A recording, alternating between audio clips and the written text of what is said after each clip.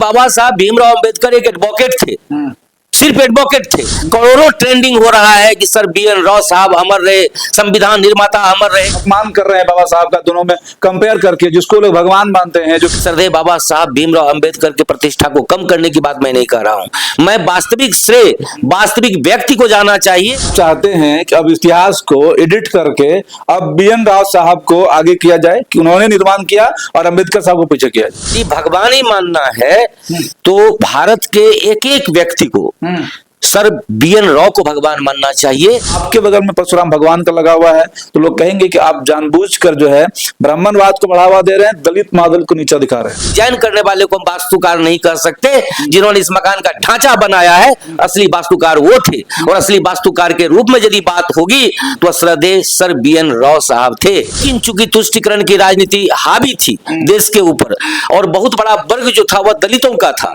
तो दलितों को गुमराह करने के लिए दलित चेहरे को खड़ा कर दिया गया। कांग्रेस के दोगली नीति का सबसे बड़ा प्रमाण है।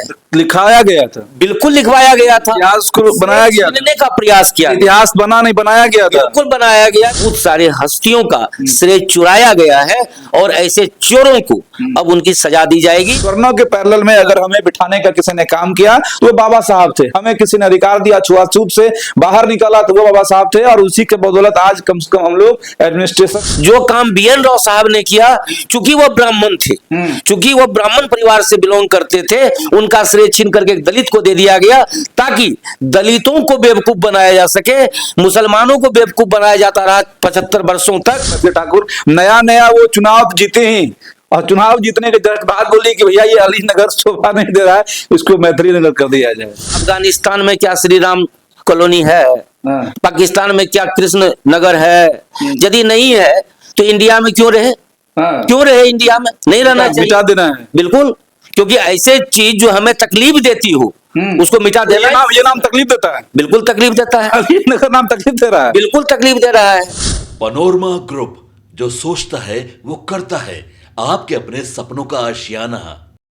कांग्रेस की बिहार विधानसभा चुनाव में करारी हार के बाद, और संयोग में देखिए 61 सीट और 6 सीट इनको आया, 61 में से 1 हटा दिया गया, बाकी बचा 6। लेकिन उसके बाद जो समीक्षात्मक बैठक जो इंदिरा भवन में हुआ, लगातार एक पोस्ट वायरल हो रहा है, जिस पोस्ट में ये लिखा हुआ है कि कांग्रेस का जो पुराना वोट बैंक था, या जो आप M और Y समझते हैं, यार M और Y का समीकरण ये था कि मुस्लिम वोट बैंक हाथ छाप का और यादव वाला RJD का वोटर होगा था। लेकिन उसके कारण से कांग्रेस की छवि, जो लोगों का ऐसा कहना है, जो उनके लोग जो भी होंगे समर्थक, कि उनकी छवि डाउन हो रही है, जिस कारण से अब पुराने स्टैंडर्ड जहां पर कि मुस्लिम, दलित, ब्राह्मण और भूमिहार, ये 4 जातियों के समीकरण को साधते हुए राजद से कांग्रेस जो है अपना रास्ता अलग कर सकती है। हम लोग आज ऐसे ही एक व्यक्ति के साथ बैठे हैं जो कांग्रेस के पूर्व के सेवा दल के जिला अध्यक्ष भी थे, SM नाम भी है, जाति से ब्राह्मण भी है, और इसलिए सवाल हम लोग कर रहे हैं अब जातिवाद के हिसाब से। इनका कहना है कि ये वर्ग हमसे टूट रहा था, या हम लोग A to Z वाला के चक्कर में अपना कोर को भी नाराज कर रहे थे। तो क्या लग रहा है कि कुछ होने वाला है कांग्रेस में? सबसे पहले आपके तमाम दर्शकों को डॉक्टर SM झा का सादर अभिनंदन।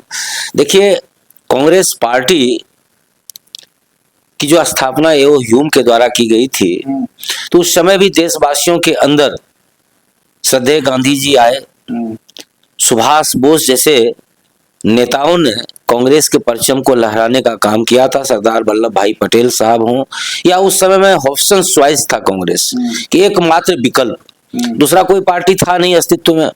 ऐसे में जो कांग्रेस की विचारधारा तब थी और जो कांग्रेस की विचारधारा अब है, दोनों अमूमन एक जैसा है, क्योंकि उस समय भी मुसलमानों को कांग्रेस ने गुमराह किया। सच्चर कमेटी की रिपोर्ट को आप यदि पढ़ेंगे विस्तृत रूप से, तो आप पाएंगे कि कांग्रेस के शासन काल में मुसलमान सिर्फ एक टूल बन के रह गए, उनको उनका भागीदारी नहीं मिला। कहने के नाम पर तुष्टीकरण कहा जाता रहा, लेकिन कांग्रेस ने मुसलमानों को भी जगह नहीं दी। और जिस ब्राह्मण के धुरी पर कांग्रेस चलती रही थी, वर्षों तक राज करती रही, उन ब्राह्मणों को भी कांग्रेस ने दरकिनार कर दिया। सबसे पहले तो मैं आज आपके तमाम दर्शकों को ये बताते हुए हर्ष महसूस करता हूं कि आज उस व्यक्ति का पुण्यतिथि है जिन्होंने भारतीय संविधान का मसौदा बनाया था, जिन्होंने मां भारती के मस्तक को पूरी दुनिया में ऊंचा उठाया था। ICJ के मुख्य न्यायाधीश बनकर श्रद्धेय सर BN राव साहब, यह कांग्रेस की ही नीति थी, सनातन विरोधी और सवर्ण विरोधी नीति, जिसके कारण जो क्रेडिट श्रद्धेय BN राव साहब को मिलना चाहिए था वो क्रेडिट उनसे छीन लिया गया और तुष्टीकरण के नाम पर, दलितों को बेवकूफ बनाने के नाम पर वह क्रेडिट श्रद्धेय बाबा साहब भीमराव अंबेडकर को दे दिया गया। मतलब उन्होंने नहीं संविधान लिखा था। देखिए, मकान बनाने वाले को आप वास्तुकार कहेंगे, प्लास्टर करने वाले को कहेंगे, या सिर्फ जो व्हाइट वॉशिंग कर दिया उनको आप कहेंगे? संविधान निर्माण के समय विश्व के 60 देशों के संविधान का गहन अध्ययन श्रद्धेय BN राव साहब ने किया। ये ड्राफ्टिंग कमेटी के एडवाइजर के रूप में नियुक्त किए गए थे, सारा काम इन्होंने किया। श्रद्धेय अंबेडकर ने भी कहा कि यदि BN राव साहब नहीं होते तो संविधान इतना कम समय में लिख पाना मुमकिन ही नहीं था। श्रद्धेय नेहरू ने भी कहा कि यह BN राव साहब हैं जिनके मेहनत का परिणाम भारतीय संविधान है। दुनिया तो ये जानती है ना, हिंदुस्तान हो या पूरा दुनिया के जो भी देश हो, ये जानते हैं कि संविधान निर्माता बाबा भीमराव अम्बेडकर साहब को कहा जाता है। और आप जब कांग्रेस में थे तभी बोलते हुए थे, लेकिन आप जब आप कांग्रेस से अलग हो गए हैं और आज जब जो है पुण्यतिथि है, एक नई बात कर रहे हैं लोग, तो उनके जो लोग सुनेंगे जब जय भीम जय मीम का बात बोलते हैं तो फिर अलग ही बात बोलेंगे आपके बारे में। देखिए, मैं हमेशा मूल चीजों को कहता हूँ। 1443 ईस्वी जब रिनासा हुआ था दुनिया में, पुनर्जागरण, उससे पहले यह मान्यता थी कि जो धरती स्थिर है सूर्य चक्कर लगाते हैं। लेकिन पुनर्जागरण के बाद कोपरनिकस की थ्योरी ने यह सिद्ध कर दिया, प्रतिपादित कर दिया कि पृथ्वी स्थिर नहीं है, सूर्य स्थिर है, पृथ्वी चक्कर लगाती है। तो पहले यह बात मानी जाती थी सत्य के रूप में कि पृथ्वी स्थिर है, लेकिन आज यह बात मानी जाती है कि सूर्य स्थिर है। ठीक उसी तरह से ये सिर्फ फीता काटने का काम श्रद्धेय अंबेडकर साहब ने किया था। सारी संरचना आज जो आप देखते हैं, सुप्रीम कोर्ट के पास जो पावर है जुडिशियल रिव्यू का, इनका निर्माता कौन थे? इनका निर्माता BN राव साहब थे। पूरे स्ट्रक्चर का निर्माण किसने किया? BN राव साहब ने किया। और ये सिर्फ डॉक्टर SM झा नहीं कर रहे हैं, ये डॉक्टर भीमराव अंबेडकर ने भी स्वीकारा है। आदमी सब गाली देगा आपको। नहीं, गाली देखिए, जो पढ़े लिखे हैं, जिन्होंने पढ़ाई की है, जो संविधान के बारे में जानना चाहते हैं, आशीष जी, आज का समय बड़ा प्रोन्नत है।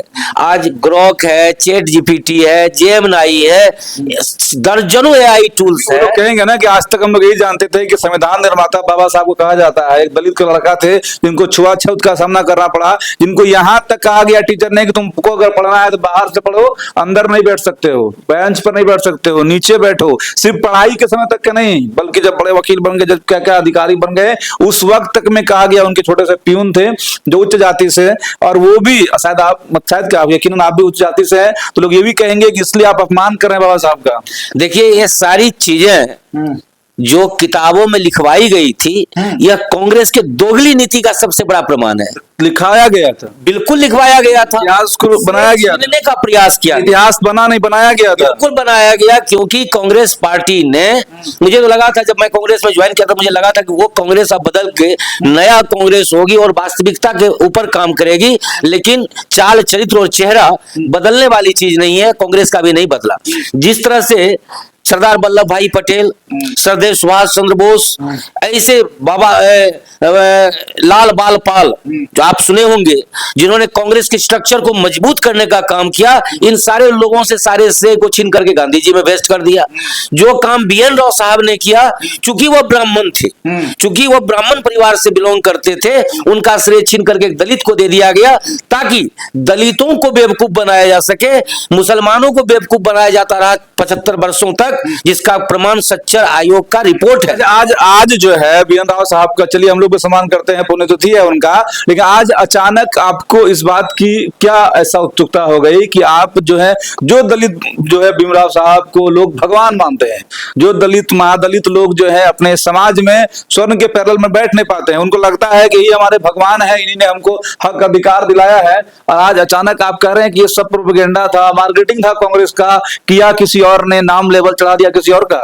बिल्कुल, यदि भगवान ही मानना है तो भारत के एक एक व्यक्ति को सर BN राव को भगवान मानना चाहिए, क्योंकि सर BN राव ने अथक परिश्रम करके विश्व के 50 से 60 देशों के संविधान का रिसर्च किया।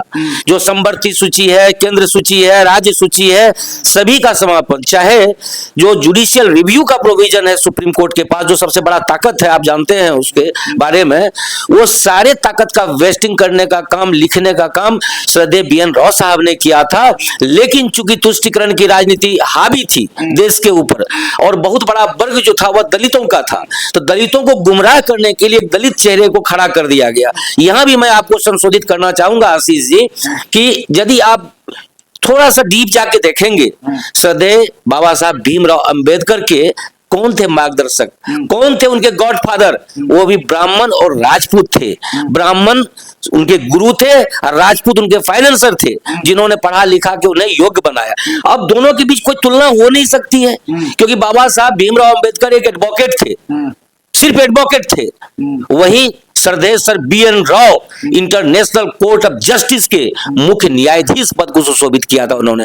यदि इस पर भी कंपैरिजन आप करते हैं तो कहीं नहीं टिकते। उनके लोग नहीं कहेंगे, अभी दलित महादलित के लोग नहीं कहेंगे आप अपमान कर रहे हैं बाबा साहब का, दोनों में कंपेयर करके। जिसको लोग भगवान मानते हैं, जो किताबों में लिखा हुआ है, जिस इतिहास को लोग पढ़ते हैं, उसके बाद क्वेश्चन आता है, किताबों में टिक मारते हैं, संविधान निर्माता बाबा साहब को कहा जा रहा है। आप सीधा कह रहे हैं कि जातिवाद को तुष्टीकरण करने के लिए कांग्रेस तभी भारत में हावी था, एक ही पार्टी थी तभी, इस कारण से सारा कुछ मेहनत BN राव साहब का था। लेबलिंग जो है वो बाबा साहब का कर दिया गया।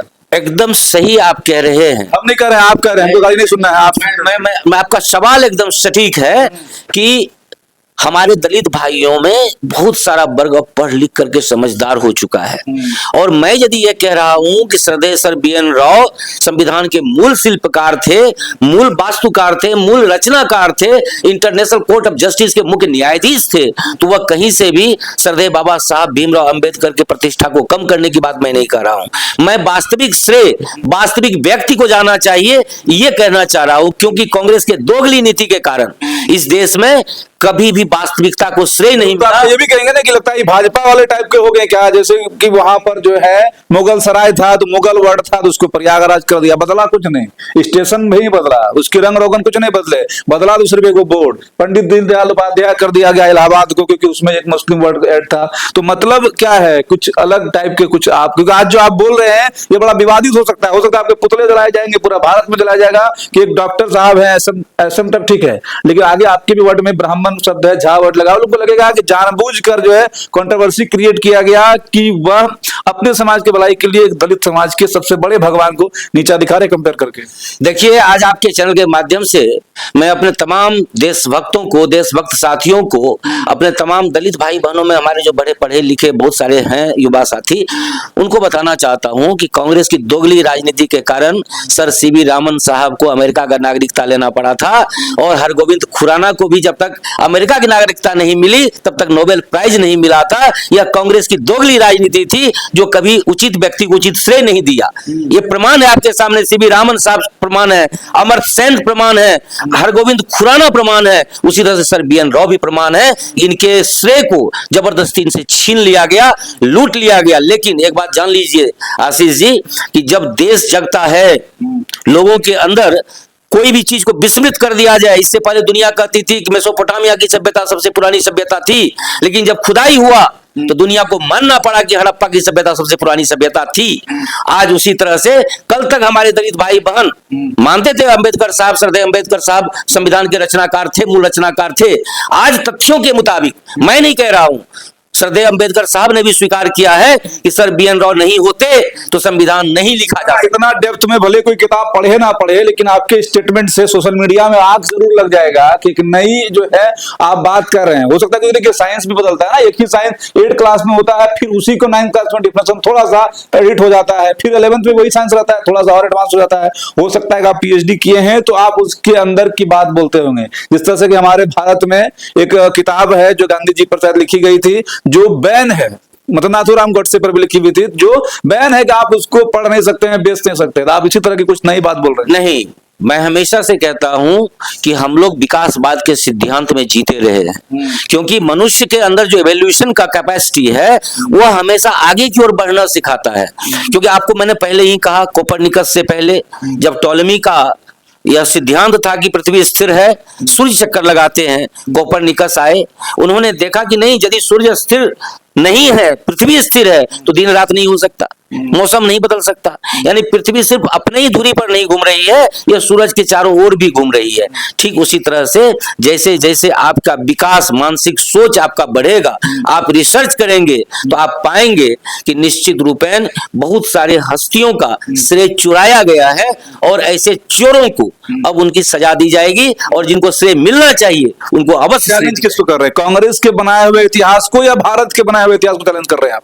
मैं आपके चैनल के माध्यम से पूरे देशवासियों को यह कहना चाहूंगा कि कांग्रेस एक ऐसी पार्टी है जो जिसने इस देश को सिर्फ जलील ही नहीं किया है, इस देश को खोखला करने का काम किया है। क्योंकि उन्होंने ऐसे प्रोपाउंड किए हैं इतिहास को, इस तरह से लिखवाए हैं इतिहास को, जिसका कहीं दूर दूर तक वास्तविकता से लेना देना नहीं था। लोग ये भी कहेंगे, क्योंकि देखिए जो तस्वीरें जिस वक्त हम लोग इंटरव्यू कर रहे हैं, वहां से बगल में से परशुराम भगवान ही है, जिसको कि ब्राह्मण समाज से कंपेयर किया गया, ब्राह्मण समाज के हैं भी, और आपके बगल में जिस तरह से, क्योंकि आप भी जाजी हैं ब्राह्मण, ऐसे जातिवाद पर हम लोग भरोसा नहीं करते, ना ही हम इसको प्रमोट भी करते हैं, लेकिन एक संबोधन के लिए हम लोग ऐसे शब्दों का इस्तेमाल कर रहे हैं, क्योंकि जो लोग हैं, जो दलित हैं, जो महादलित हैं, उनको ऐसा लगता है कि स्वर्णों के पैरेलल में अगर हमें बिठाने का किसी ने काम किया तो वो बाबा साहब थे, हमें किसी ने अधिकार दिया, छुआछूत से बाहर निकाला तो वो बाबा साहब थे, और उसी के बदौलत आज कम से कम हम लोग एडमिनिस्ट्रेशन में हैं या कम से कम राजनीति में है। और अब जो है लोग ये भी कहेंगे कि हम बगल में अपने भगवान अंबेडकर साहब का फोटो लगाते हैं, चाहे तुष्टिकरण ही सही या जो सही हो, या यहाँ पर अगर गांधी जी का लगता है तो उसके बगल में अंबेडकर साहब का लगता है, आपके बगल में परशुराम भगवान का लगा हुआ है, तो लोग कहेंगे कि आप जानबूझकर जो है ब्राह्मणवाद को बढ़ावा दे रहे हैं, दलित महादलित को नीचा दिखा रहे हैं। देखिए, हम ब्राह्मणवाद की यदि बात करें, वेदों की यदि बात करें, उपनिषदों की यदि बात करें, तो उसमें साफ लिखा गया है, जन्मना जायते शूद्रः कर्मणात् भवेत् द्विजः वेद पठाति भवेत् विप्रः ब्रह्म जनाति ब्रह्मणः।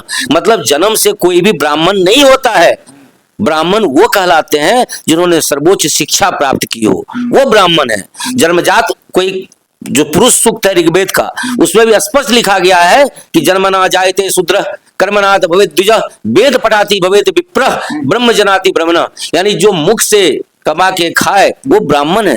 तो हमारे बहुत सारे दलित महादलित भाई आज ब्राह्मण के श्रेणी में आ गए हैं, क्योंकि उन्होंने उच्च शिक्षा प्राप्त कर ली है। ऐसे उच्च शिक्षा प्राप्त व्यक्ति कभी भी श्रेय चुराने वालों को प्राथमिकता नहीं दे सकते हैं, कदापि नहीं दे सकते हैं। उनको पता है कि यदि वास्तविक भगवान है, जिन्होंने छुआछूत को खत्म किया, जिन्होंने गरीबों के आरक्षण की व्यवस्था की, जिन्होंने सुप्रीम कोर्ट को पावरफुल बनाया जुडिशियल रिव्यू का पावर देकर, वो श्रद्धेय सर BN राव साहब। वही बात है, अंबेडकर साहब नहीं है, नहीं, बिल्कुल नहीं है। तो किताबों में वही पढ़ाया गया, हम लोग वही जानते थे। अंबेडकर साहब एक साइनिंग अथॉरिटी थे।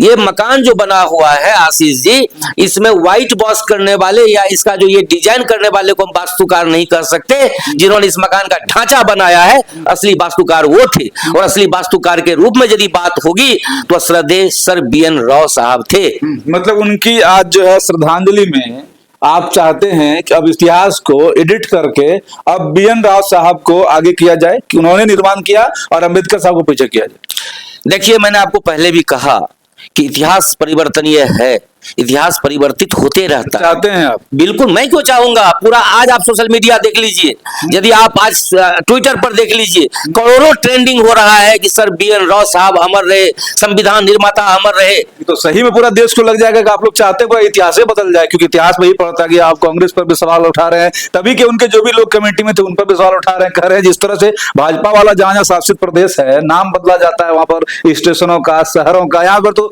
छोटी सी बच्ची जो है अभी फिलहाल 25-27 साल की होंगी, मैथिली ठाकुर, नया वो चुनाव जीते ही, और चुनाव जीतने के जस्ट बाद बोली कि भैया ये अलीनगर शोभा नहीं दे रहा है, इसको मैथिली नगर कर दिया जाए।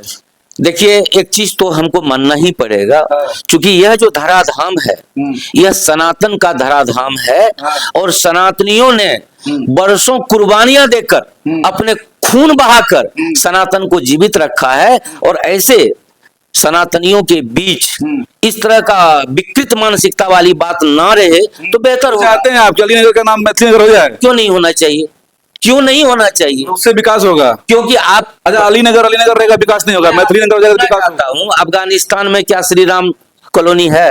पाकिस्तान में क्या कृष्ण नगर है? यदि नहीं है तो इंडिया में क्यों रहे?